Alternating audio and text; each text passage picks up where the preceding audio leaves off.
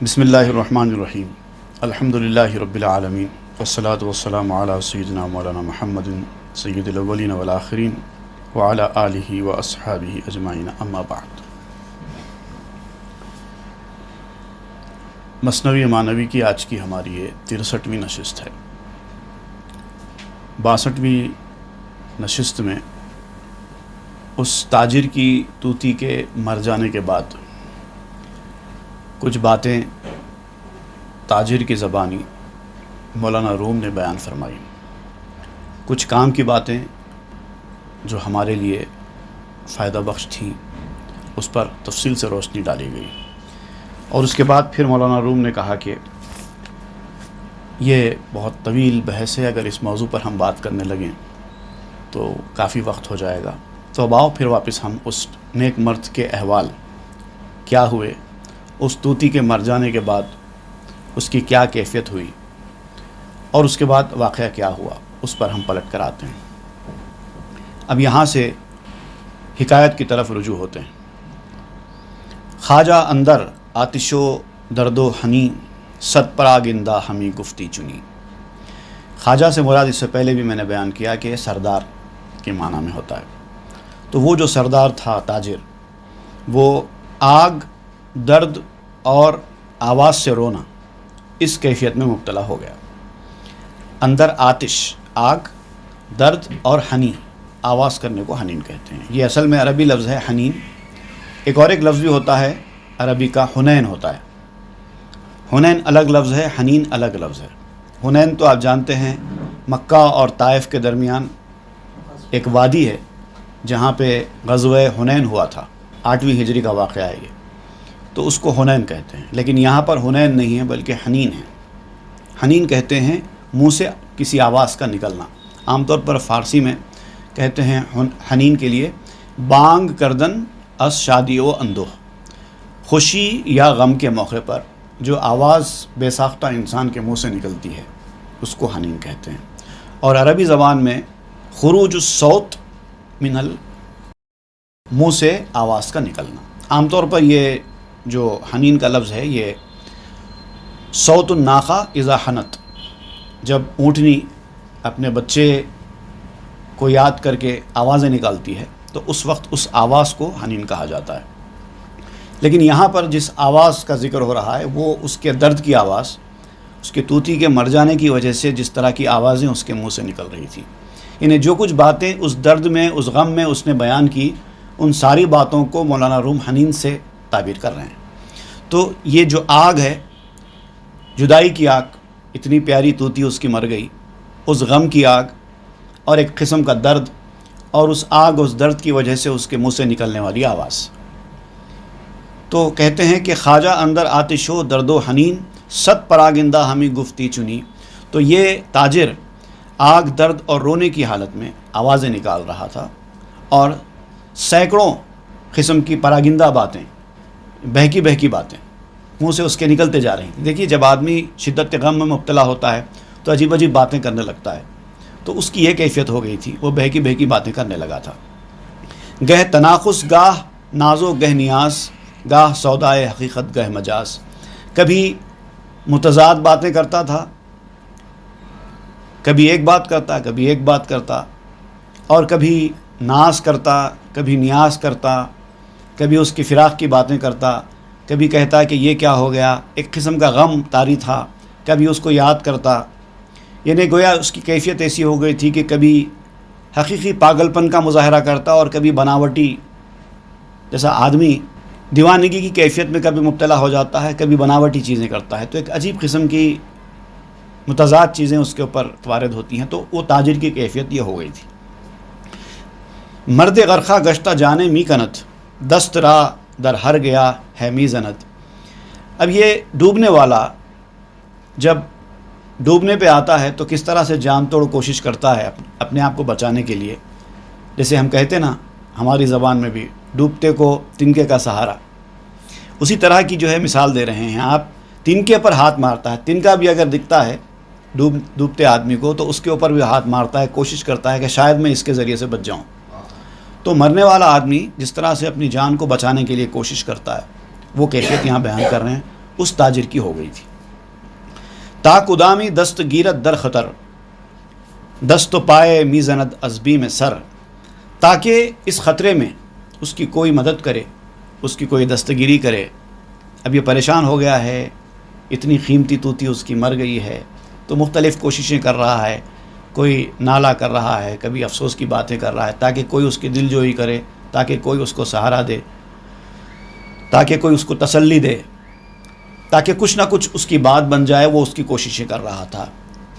سر کے ڈر سے ہاتھ پیر مارنا، سر کے ڈوب جانے کے ڈر سے ہاتھ پیر مارنا، یہ مثال آپ دے رہے ہیں۔ دست و پائے میزنت از بی میں سر، سر کے ڈوب جانے کے خوف سے ہاتھ پاؤں مارتا ہے۔ وہ کوشش چل رہی تھی تاجر کی۔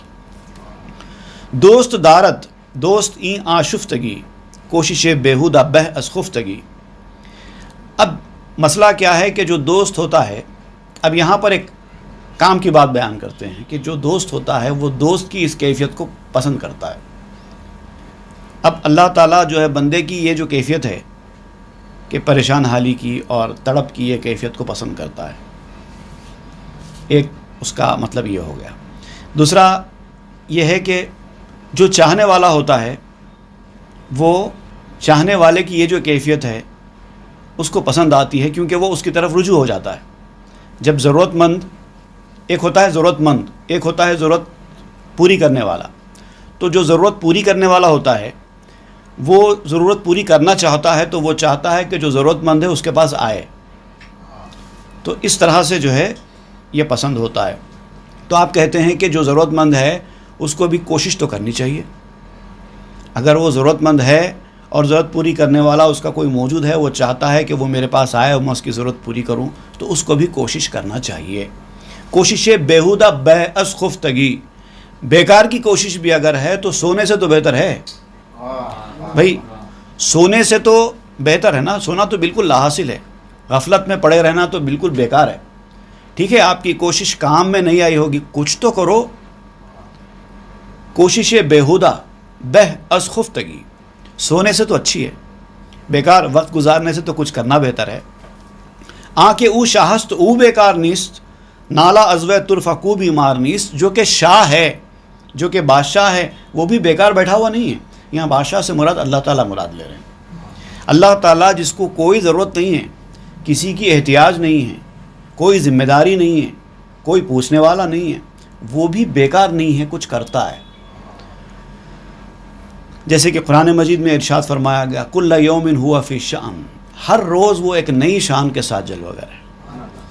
اپنی شان محی زندہ کرنے کی صفت کبھی اس پر کر رہا ہے کام، اپنی شان ممیت مارنے والی شان اس پر بھی کر رہا ہے، تو کچھ نہ کچھ کرتا رہتا ہے۔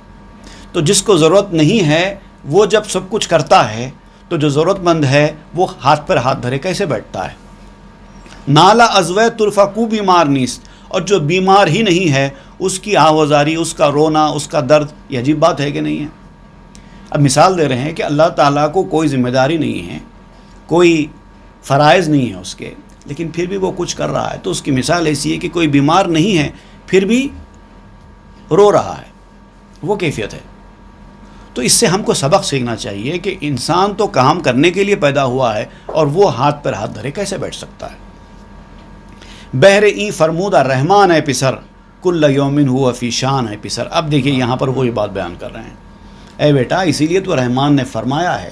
رحمان بھی خاص طور سے رحمان، اللہ تعالیٰ کے ناموں میں یہاں رحمان کا ذکر کر رہے ہیں، کیونکہ یہ آیت سورہ رحمان کی ہے۔ تو رحمان نے تو اسی لیے کہا ہے کہ ہر روز وہ کسی کام میں ہے۔ اندری رہ می تراش و می خراش، تا دم آخر دم فارغ مباش۔ اس راستے میں آؤ تو کچھ تراش خراش کرتے رہو، کانٹ چھانٹ کرتے رہو، کچھ نہ کچھ جگاڑ کرتے رہو۔ تراش اصل میں کہتے ہیں کاٹنے کو، کاٹنا، کٹ کرنا یا شیو کرنا، یہ تراش۔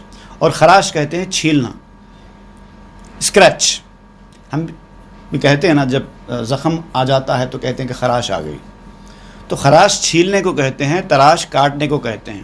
تو کچھ کاٹنا کچھ چھیلنا کرتے رہو، تراش خراش کرتے رہنا، کانٹ چھانٹ کرتے رہنا۔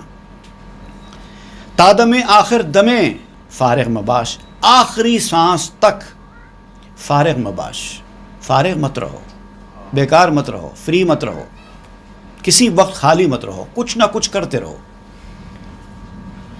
کام کی چیز کرتے ہیں تو بہت اچھی بات ہے، نہیں تو خالی بیٹھنے سے تو کچھ چھوٹی موٹی چیز ہی صحیح کچھ تو کرنا بہتر ہے۔ وقت گزاری تو انسان کی ذمہ داری نہیں ہے، وقت گزاری انسان کی کامیابی نہیں ہے۔ تو خالی کسی وقت مت بیٹھو، کچھ نہ کچھ سیکھتے رہو، کچھ نہ کچھ کرتے رہو۔ تا دم آخر بود کہ عنایت بات و صاحب سر بود، مرتے دم تک کوئی وقت تو ضرور ہوگا کہ جب اللہ تعالیٰ کی مدد تمہارے شامل حال ہو جائے گی تو تمہارا کرنا تمہارے فائدے میں ہو جائے گا۔ بھائی آج تم کوئی کام کر رہے ہو اور یہ کہہ رہے ہو کہ میں تو کام کر رہا ہوں مگر میرا کام مجھے فائدہ نہیں دیا، تو ہو سکتا ہے کہ کل کوئی ایسی حالت پیش آ جائے کہ کوئی کام تمہارے فائدے کا ہو جائے۔ جیسے انسان اپنی زندگی جب بناتا ہے، لائف میں ترقی کرتا ہے، تو وہ جو سیکھ سکتا ہے وہ سیکھ لیتا ہے، چاہے وہ کوئی زبان سیکھنے والی بات ہو، چاہے وہ کوئی ہنر سیکھنے والی بات ہو، جو سیکھ سکتا ہے سیکھتے جاتا ہے۔ پتہ نہیں کون سا ہنر کام میں آ جائے۔ کوئی آدمی یہ تو نہیں کہہ سکتا کہ فلاں چیز میرے کام میں آئے گی، بول نہیں سکتے کیا کام میں آ جائے۔ تو جو کر سکتے ہو کرتے رہو، اللہ تعالیٰ کی عنایت جب ہو جائے گی تو پھر کوئی نہ کوئی چیز جو تم نے سیکھی ہے وہ کبھی نہ کبھی تمہاری زندگی میں کام آ ہی جائے گی۔ ہر کے می کوشید گر مرد و زنست، گوش و چشم شاہ جاں بر روزنست۔ جو بھی کوشش کرتا ہے، چاہے وہ مرد ہو یا عورت، کوشش کرتا ہے تو اللہ تعالیٰ اس کی کوشش کو ضائع جانے نہیں دیتا۔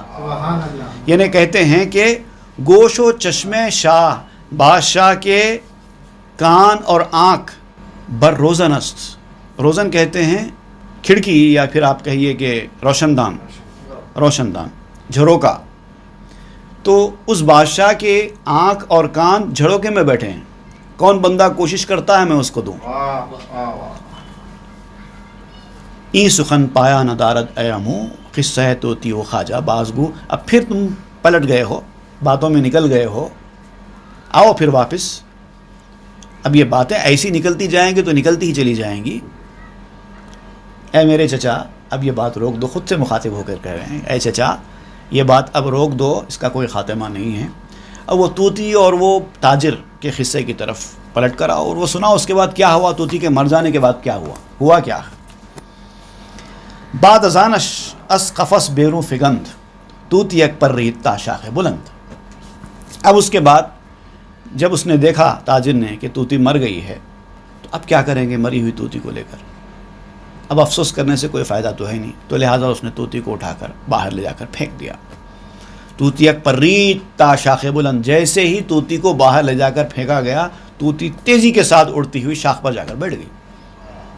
یعنی وہ مری نہیں تھی بلکہ مرنے کی اداکاری کر رہی تھی۔ طوطی مردہ چنا پرواز کرد، کاف تابس شرخ ترکی تاس کرد۔ اب وہ مری ہوئی طوطی نے اس طرح سے اڑان بھری جیسے سورج مشرق سے دوڑ کر اپنی دھوپ پھیلا دیتا ہے، بڑی تیزی کے ساتھ۔ جیسے ہی وہ تاجر کے چنگل سے نکلی، وہ اڑتے ہوئے سیدھا جا کر جھاڑ کی شاخ پر بیٹھ گئی۔ خواجہ حیران گشت اندر کار مرغ، بے خبر ناگہ بدید اسرار مرغ۔ اب وہ پرندے کا یہ کام دیکھ کر، یہ طریقہ دیکھ کر وہ تو تاجر حیران ہو گیا، یہ کیا ہو گیا۔ اچانک اس نے کبھی سوچا نہیں تھا، سمجھا نہیں تھا کہ ایسا بھی ہوگا۔ سمجھ میں آ گیا کہ کچھ نہ کچھ تو اس کے پیچھے راز ہے، اس کے پیچھے کچھ نہ کچھ تو ہے۔ روئے بالا کرد و گفت اندلیب، از بیان حال خود ماندہ نصیب۔ منہ اوپر اٹھایا اور اس کی طرف دیکھا جو آرام سے جا کر شاخ پر بیٹھی ہوئی ہے۔ پوچھا اے میری بلبل۔ اب اس کے خطاب کرنے کا طریقہ بدل گیا، تو وہ طوطی تھی لیکن اب اس کو خطاب کر رہا ہے بلبل سے۔ اے بلبل، اپنے حال سے کچھ ہمیں بھی حصہ دے، کہ ہوا کیا تیرے ساتھ، تو نے ایسا کیوں کیا۔ یہ عجیب قسم کا جو معاملہ پیش آیا، شروع سے لے کے آخر تک میری تو کچھ سمجھ میں نہیں آ رہا ہے۔ ادھر سے تو نے پیام دیا، وہاں پر میں نے اس کو سنایا، وہ طوطی مر گئی، پھر میں نے آ کر تجھ کو اس کی خبر دی کہ وہ طوطی مر گئی ہے، اس کے بعد تو مر گئی، اس کے بعد جب میں نے تجھے یہ سمجھ کر کہ تو مر گئی ہے لے جا کر چھوڑ دیا اور تو اڑ کر چلی گئی۔ تو اس کے پیچھے کچھ نہ کچھ تو ہے، یہ ساری کہانی کے پیچھے کوئی ایسا راز ہے جو میں نہیں جانتا، ذرا مجھے بتا، میں جاننا چاہتا ہوں۔ اونچے کر داں جا کہ تو آموختی، چشم ماں از مکر خود بردوختی۔ اس طوطی نے وہاں کیا کیا؟ آخر اس نے ایسا کیا کیا تھا جو اس سے تو نے سیکھا، اور ایسی تدبیر چلائی تو نے کہ ہماری آنکھیں بند ہو گئی۔ چشم ماں از مکر خود، اپنے فریب سے، اپنے مکر سے ہماری آنکھوں کو بردوختی تو نے بند کر دیا۔ بردوختی، دیدہ بردوختی کہتے ہیں فارسی میں، کہ جب کسی چیز سے آنکھیں بند ہو جاتی ہیں، آنکھیں بند کر لینا۔ چشم پوشیدن، دیدہ بردوختن، نظر بے گرفتن، اس طرح کے الفاظ استعمال ہوتے ہیں آنکھ بند کرنے کے لیے۔ یہ لفظ جو ہے مجھے یاد آ رہا ہے تو سنا دیتا ہوں، حضرت حافظ شیرازی کے ایک شعر میں استعمال ہوا ہے یہ لفظ۔ بردوختام دیدہ چباز از ہمہ عالم، تا دیدہ من بر رخ زیبا تو باز است۔ بہت پسندیدہ شعر ہے میرا یہ حافظ شیرازی کا۔ تو اس میں بھی آپ نے یہ بردوختہ کا لفظ استعمال کیا ہے، بردوختہ ام دیدہ، میں نے اپنے آنکھیں بند کر لی، چو باز کی طرح، ہاک لائک، میں نے آنکھیں بند کر دی، از ہمہ عالم، تمام عالم سے میں نے اپنی آنکھیں بند کر لی، تا دیدہ من بر رخ زیبا تو باز است، جب میری نظر، جب میرا دیدہ اپنے محبوب کے رخ زیبا پر جا کر ٹک گیا تو میں نے عالم سے آنکھیں بند کر لی۔ اب جب اس کو دیکھ لیا ہے تو کسی اور کو دیکھنے کی کیا ضرورت ہے؟ یہ حضرت حافظ شیرازی کا شعر ہے، اور بڑی پیاری غزل ہے ان کی ہے، آپ کبھی موقع ملا تو ضرور پڑھیے۔ بردوختام دیدہ چباز از ہمہ عالم، تا دیدہ من بر رخ زیبا تو باز است۔ در کعبہ تو، اسی غزل کا ایک اور شعر بھی ہے، در کعبہ کوئے تو ہراں کس کے بیاید، از قبلہ ابرو تو در عین نماز است۔ تیرے آستانے کا جو کعبہ ہے ہر کسی کے لیے ایسا آتا ہے جیسے کہ قبلہ ہے، اور عاشق اس تیری چہرے کے جو پر جو ابرو ہے اس کو دیکھ کر اپنی نماز ادا کر لیتا ہے۔ بڑی پیاری غزل ہے، کبھی پڑھیے ضرور انشاءاللہ۔ اے مجلسیاں سوز دل حافظ مسکین، از شمع بے پرسید کے در سوز و گدازس۔ اے مجلس والو، اے ساتھ میں بیٹھنے والو، حافظ مسکین کے دل کی جو جلن ہے اس کے بارے میں پوچھتی ہے کہ کس طرح کا سوز و گداز ہے۔ کون پوچھتی ہے؟ شمع پوچھتی ہے، مطلب آگ حافظ کے دل کی گرمی کے بارے میں پوچھ رہی ہے۔ خیر بہرحال جو تذکرہ نکل گیا تھا ایک لفظ سے تو میں نے سنا دیا۔ تو بردوختن کہتے ہیں کہ آنکھیں بند کر لینا۔ تو چشم ماں از مکر خود بردوختی، اپنی تدبیر سے تو نے ہماری آنکھیں بند کر دی ہیں۔ آخر ایسا کیا کیا ہے؟ آخر مجھے ایک بے چینی ہو رہی ہے جاننے کی کہ اس کے پیچھے کیا راز ہے۔ ساختی مکرے وہ مارا سوختی، سوختی مارا وہ خود افروختی۔ تو نے دھوکہ کیا، مکر کیا، پلاننگ کی اور ہمیں جلا ڈالا، ہمارے دل کو جلا ڈالا، اور ہمیں جلا ڈالا اور خود کو روشن کر لیا۔ اپنی آزادی تو نے حاصل کر لی، ہم کو تکلیف پہنچائی اور ہمارے چنگل سے تو نکل گئی۔ گفت طوطی کوب فعلم پند داد، کہ رہا کن نطق و آواز و گشاد۔ تو اب طوطی نے کہا، اس طوطی نے جو ہندوستان میں جس طوطی کو آپ نے میرا پیغام سنایا تھا، اس نے مجھے عمل سے نصیحت کی تھی۔ کیا نصیحت تھی؟ کہ مر جاؤ۔ میں نے اس سے کہا تھا کہ تم آزاد گھوم رہی ہو، میں پنجرے میں قید ہوں، مجھے پنجرے سے نکلنے کا کوئی راستہ بتاؤ۔ تو اس نے آپ کے سامنے مر کے بتایا۔ آپ نے آ کر مجھے کہا کہ وہ مر گئی تمہارا احوال سن کے، تو میں سمجھ گئی کہ وہ مجھے مرنے کے لیے کہہ رہی ہے۔ وہ پیام تھا، میسیج تھا، خفیہ کوڈ میں اس نے مجھے نصیحت کی تھی ایک عمل کی، کہ رہا کو نطق و آواز و گشاد۔ اس نے یہ نصیحت کی تھی کہ اپنی بول چال، اپنی خوشی، ہر چیز کو ترک کر دو، چھوڑ دو۔ جب تک تم اچھی آواز میں زندہ رہ کر گاتی رہو گی، اس تاجر کی مدد کرتی رہو گی، اس تاجر کی خوشی کا سامان فراہم کرتی رہو گی، تب تک تجھے رہا نہیں کیا جائے گا۔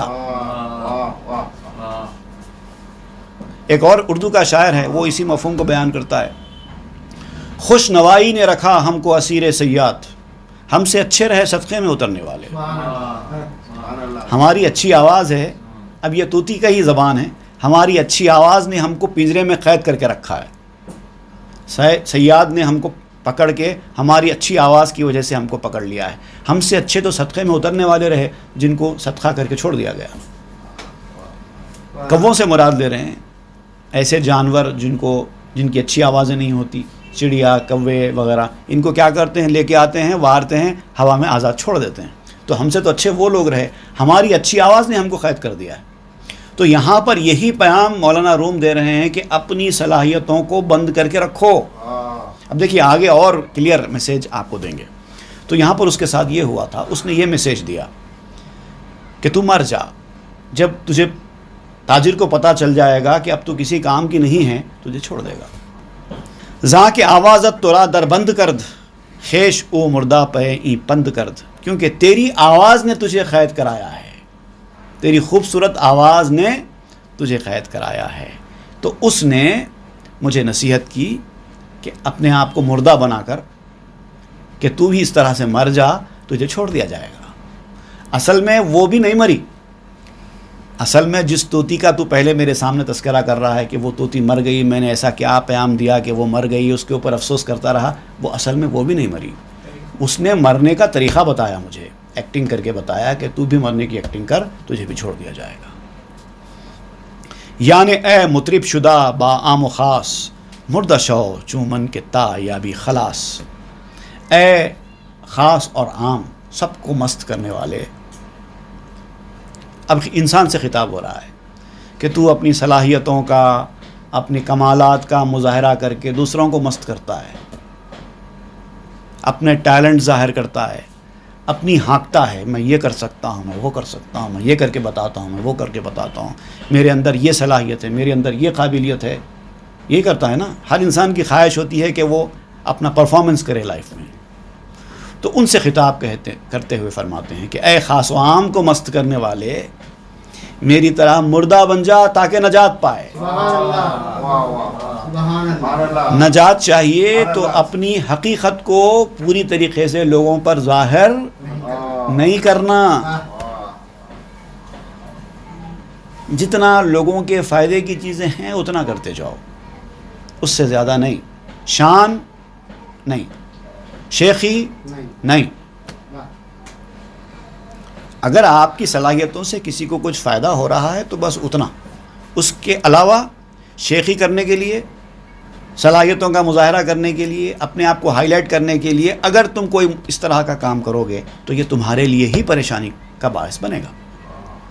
اپنے آپ کو چھپا کر رکھو۔ دانا باشی مرغ گانت بر چنند، قنچا باشی کو دکانت بر کنند۔ دانا بنے گا تو پرندے تجھے چگ لیں گے، اگر تو دانا بنے گا تو پرندے چھوڑیں گے نہیں۔ دیکھیے آپ مرغی کی ایک چھوٹی سی مثال دیجیے، مرغی کیا کرتی ہے، زمین میں دانے چگتی ہے، تو اس میں کنکر بھی ہوتے ہیں اور اس کے پسند کے دانے بھی ہوتے ہیں، لیکن وہ کنکروں کو چھوڑ دیتی ہے، دانوں کو چگ لیتی ہے۔ وہی حال ہوگا اگر باصلاحیت آدمی بن کے اپنے آپ کو پوز کرو گے تو لوگ تجھے چگ لیں گے۔ ایسے رہو جیسے کہ تمہیں کچھ آتا ہی نہیں، کوئی تمہیں ہاتھ نہیں لگائے گا۔ دانا باشی مرغ گانت بر چنند، اگر تم دانا بنو گے تو پھر پرندے تجھے چگ لیں گے۔ غنچہ باشی کو دکانت بر کنند، اگر تم کلی بنو گے تو بچے تمہیں نوچ لیں گے۔ کانٹوں کو کوئی ہاتھ نہیں لگاتا، کانٹے بن کر رہو۔ اگر اپنی سلامتی چاہتے ہو تو اپنی صلاحیت قابلیت کا مظاہرہ مت کرو، اپنے مقامات کو لوگوں پر ظاہر مت کرو اور کہو ہمیں کچھ نہیں آتا۔ دانا پنہا کن بے کلی دام شو، غنچہ پنہا کن گیا ہے بام شو۔ دانے کو چھپا اور جال بن جا، کلی کو چھپا بے محل کا سبزہ بن جا۔ جال بن کے رہو، دانا مت بنو اور کلی مت بنو، بلکہ سبزہ بن جاؤ، جنگلی ہریالی، کوئی نہیں توڑے گا، لوگ دیکھ کے بھی گزر جاتے ہیں۔ کوئی قیمتی چیز آپ راستے سے جا رہے ہیں، کوئی ایسا قیمتی جھاڑ آپ کی نظر سے گزرے کہ یہ ہزاروں روپے کے پتے ہیں، لاکھوں روپے کے پھل ہیں، اور کوئی دیکھنے والا نہیں، کوئی چھوڑتا ہے جھاڑ کو؟ کوئی نہیں چھوڑتا، فوری روک کے جو سمیٹنا ہے سمیٹ لیتے ہیں۔ جبکہ جنگلی جھاڑ ایسے ہزاروں لاکھوں آپ کو راستے میں مل جاتے ہیں، ان کی طرف کوئی پلٹ کر بھی نہیں دیکھتے۔ تو یہی آپ کہہ رہے ہیں، اگر لوگوں سے بچ کر جینا چاہتے ہو تو اپنے آپ کو جنگلی جھاڑ بنا کر رکھو، جو کوئی فائدے کا نہیں ہے۔ تو یہی پیام ہے جو اس پرندے نے اس طوطی کو دیا کہ اپنے آپ کو مردہ بنا دو، کسی کام کی نہیں، تجھے آزاد کر دیا جائے گا۔ ہر کے دادو حسن خود را در مزاد، صد قضائے بد سوئے اورون ہاتھ۔ جس نے اپنے حسن کو بڑھایا لوگوں کے سامنے، آپ کا حسن جو ہے، صلاحیتوں کا، قابلیتوں کا، درجات کی وصولی کا، جو بھی چیز آپ کے اندر ہے، آپ کے ہنر کا، آپ کی صلاحیتوں کا حسن اگر آپ نے لوگوں کے سامنے ظاہر کیا، بڑھانے سے مراد یہ ہے کہ لوگوں کے سامنے دکھاوے کے لیے، نمائش کے لیے بڑھانا۔ جس نے نمائش کے لیے اپنے حسن کو بڑھایا، سینکڑوں آفتوں نے اس کا رخ کیا۔ صد قضائے بد سوئے اورون ہاتھ، ہزاروں آفتیں اس کی طرف آتی ہیں، لوگوں کی نظر اس کے اوپر پڑتی ہے۔ اب دیکھیے، جو لوگوں کی نظریں پڑتی ہیں وہ کتنی قسم کی نظریں ہوتی ہیں، اس کی صراحت کریں گے۔ چشم ہاؤ خشم ہاؤ رش کہا، بر سرش بارت چو آبز مش کہا۔ آنکھیں، لوگوں کی آنکھیں آپ کی طرف بڑھیں گی، آنکھوں سے مراد نظر بد، بری نظریں، نظر لگے گی۔ خشم ہا، غصہ، حسد، ان کو کیوں ملا، ہمارے پاس کیوں نہیں ہے، یہ آ جائے گا۔ رشک ہا، اور کچھ لوگ رشک کریں گے، واہ کیا باصلاحیت انسان ہے، واہ۔ اور یہ تینوں چیزیں آپ کے لیے نقصان دہ ثابت ہوں گی۔ چشم ہاؤ خشم ہاؤ رشک ہا، بر سرش بارت چو آبس مشک ہا۔ اور اس طرح یہ تینوں چیزیں آپ کے اوپر برس پڑیں گی جیسے مشک سے پانی نکل جاتا ہے، ایسے منہ کھولا اور پانی تیزی کے ساتھ نکل گیا۔ دشمنا اورا زغیرت می درند، دوستاں ہم روزگارش می برند۔ جو دشمن ہوتے ہیں وہ حسد سے بھاڑ ڈالتے ہیں، ان کے اندر حسد کی آگ، دشمنی کی آگ جھلستی ہے، اور وہ آپ کو برباد کرنے کے در پہ ہو جاتے ہیں، دشمنی کرتے ہیں۔ دوستاں بھی آپ کا وقت ضائع کرتے ہیں، آپ کا جو قیمتی وقت ہے جو اللہ نے آپ کو دیا ہے، جس کام کے لیے دیا ہے، وہ کام آپ کو کرنے نہیں دیں گے۔ دوست بھی، ہر کسی کو آپ کا ٹائم چاہیے ہوگا، ہر آدمی آپ کا ٹائم لے گا۔ اگر آپ اس طرح سے اپنا ٹائم لوگوں کے اوپر صرف کرتے جاؤ گے تو آپ کی جو ذمہ داری ہے وہ کب کرو گے؟ تو دشمن بھی آپ کے لیے نقصان کا باعث بنیں گے، دوست بھی آپ کے لیے نقصان کا باعث بنیں گے۔ آ کے غافل بود اس کشتے بہار، اونچ دانت قیمتیں ای روزگار۔ جو موسم بہار کی کھیتی ہے، کشت کہتے ہیں کھیتی کو، جو بہار کی کھیتی ہے اس سے غافل مت ہو جاؤ۔ اب یہ جو تمہاری زندگی جو ہے یہ بہار کی کھیتی ہے، جیسے کہ دنیا کے بارے میں حدیث شریف میں آیا ہے، الدنیا مزرعۃ الآخرہ، دنیا آخرت کی کھیتی ہے۔ یہاں تم جو کاشت کرو گے، جو بیج بو گے، اس کا پھل وہاں پر ملنے والا ہے۔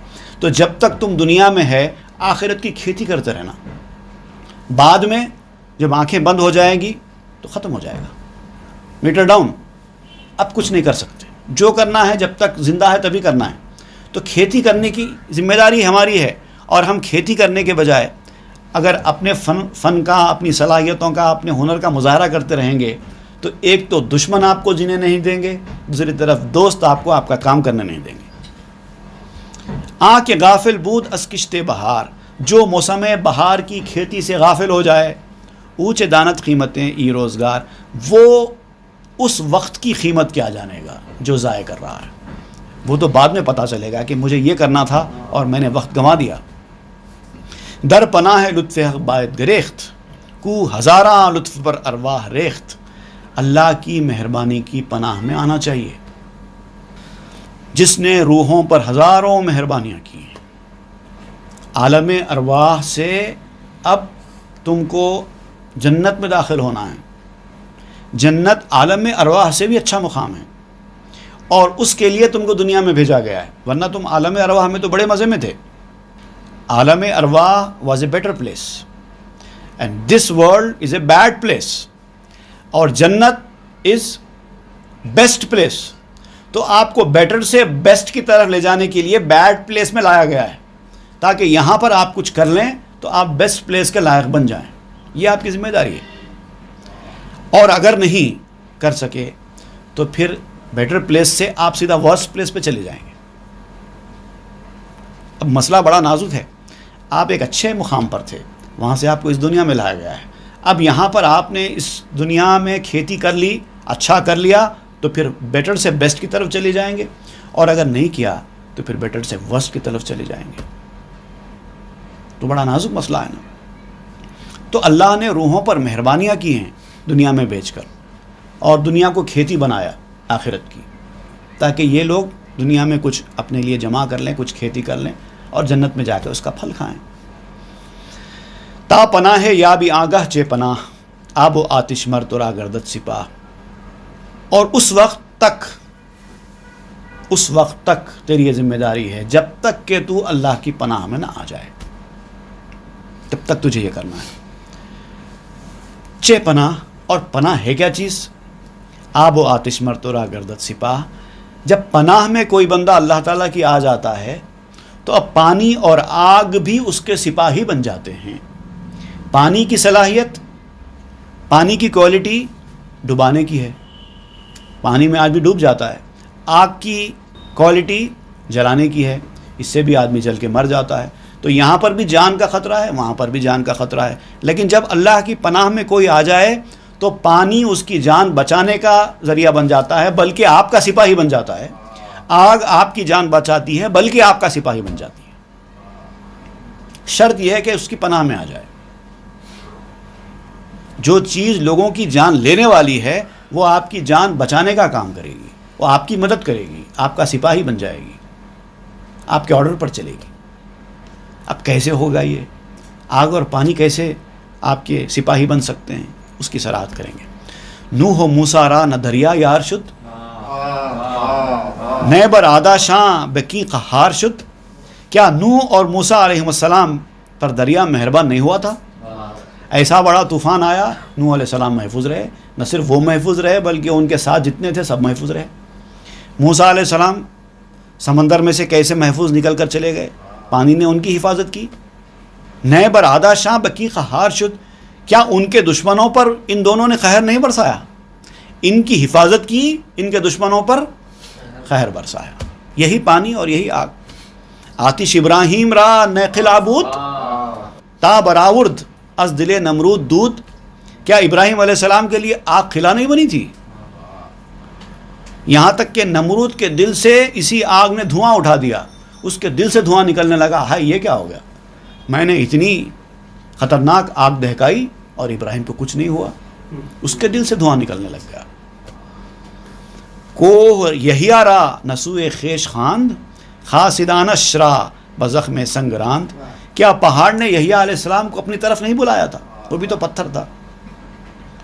اور ان کی طرف آنے والے، ان کا قصد کرنے والے، ان کے دشمنوں کو پتھروں سے مار کر نہیں بھگایا تھا؟ سب ہوئے سو واقعات ہیں نا، کوئی قصہ کہانی نہیں ہے، ریئلٹیز ہیں. گفت اے یحییٰ بیا در من گریز، تا پناہت باشم شمشیر تیز. تو اس نے کہا تھا یحییٰ، اے یحییٰ آ مجھ میں بھاگ کے آ جا، تاکہ تیز تلوار سے تیری پناہ بنوں میں. جاندار تو جاندار ہے، بے جان چیزیں بھی جب کوئی اللہ کی پناہ میں آ جاتا ہے تو اس کی حفاظت اور رکھوالی کرتی ہیں. غار ثور میں دیکھیے کیسے کبوتروں نے انڈے دے دیے، کیسے مکڑی نے جالا تن دیا. ان کو کس نے کہا تھا؟ ان کو تو اتنا شعور، اتنا ہوش ہی نہیں ہے کہ کہاں پر کیا کرنا چاہیے. لیکن مالک کی پناہ میں جب آ جائیں تو مالک ان کو حکم دے کر ان کی حفاظت کا کام کرواتا. تو یہ باتیں ہیں جو طوطی نے اس تاجر کو بتائی. اب آگے اور قصہ آگے بڑھتا ہے. یک دو پندش داد طوطی بے نفاق بعد ازاں گفتہ سلام الفراق. طوطی نے جب تاجر نے یہ سب پوچھا تو طوطی نے ایک دو مخلصانہ نصیحتیں اس کو کی کہ یہ سب چیزیں چھوڑو، تم بھی اپنی انا، یہ چیزیں جو ہے تمہارے اندر، اس کو ختم کرو. میں نے تم کو کام کی باتیں بتائی، نصیحت کی باتیں ہیں ساری، میں نے تو اس کو بتائی ہیں. اس کے بعد اب ہو گیا میرا کام، السلام علیکم، بائے بائے، اب میں جا رہی ہوں. بعد ازاں گفتہ سلام الفراق. اس نے کہا السلام علیکم، میں اب یہاں سے روانہ ہو رہی ہوں. الوداع اے خواجہ کر دی مرحمت، کر دی آزادم سے قید و مظلمت. الوداع اے سردار، اے تاجر، الوداع. تو نے کرم کیا، میرے اوپر احسان کیا، دھوکے سے ہی صحیح، لیکن میری زندگی کو تو نے آزاد کر دیا، مجھے قید سے نکال دیا، تیرا بہت بہت شکریہ. الوداع اے خواجہ رفتم تا وطن، ہم شوی آزاد روزے ہم چمن. اے خواجہ الوداع، اب میں اپنے وطن کو جاتی ہوں. ایک کام کر، تو بھی کسی طرح میری طرح تو بھی کبھی آزاد ہو جا. تو بھی اپنے اس پنجرے میں ہے، تو بھی ابھی دنیا داری کے پنجرے میں ہے. تجھے چاہیے کہ میری طرح تو بھی مر جائے اور دنیا کے اس پنجرے سے آزاد ہو جائے. خواجہ گفتش فی امان اللہ برو، مرمرا اکنو نمودی راہ نو.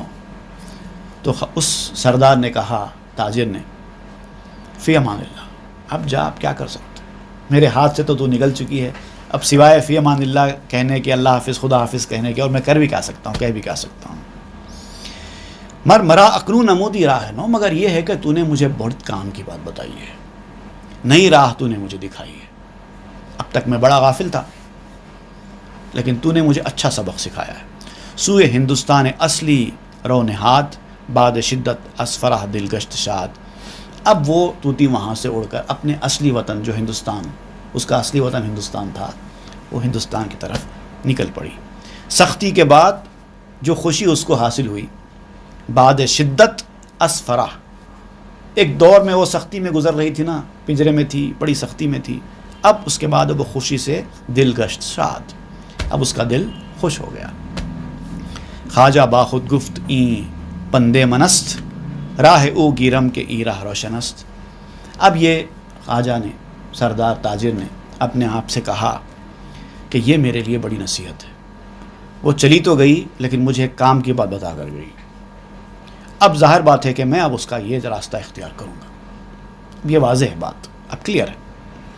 اب تک جو میں زندگی گزار رہا تھا، غفلت کی زندگی تھی، اس نے مجھے یہ سبق سکھایا ہے. اب مجھے اپنا زندگی کا طرز عمل بدلنا ہے اور اس کا بتایا ہوا راستہ اختیار کرنا ہے. جان من کم طرز طوطی کیبوت، جاں چنی بایت کے نیکو پیبوت. میری جان اب طوطی سے کیا کم ہے. اگر میں اپنی جان پر غور کروں، اپنی حقیقت پر غور کروں، تو میری حقیقت، میری کیفیت بھی اسی کی طرح ہے. وہ جیسے پنجرے میں تھی، میں بھی اس دنیا داری کے پنجرے میں ہوں. اب مجھے ایسی جان چاہیے جو نیک قدم ہو، نیکی کے راستے پر جانے والی ہو. وہ ہے اصل زندگی. یہ بیان کرتے ہیں.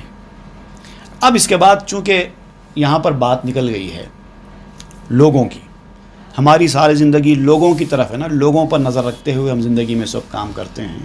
تو آپ کہتے ہیں کہ لوگوں سے تعظیم اور عزت اور شہرت یہ بھی حاصل کرنے کی کوشش کرنا انسان کے لیے نقصان دہ ہے. اب اس کا بیان کو انشاءاللہ ہم آئندہ کے درس میں پڑھیں گے.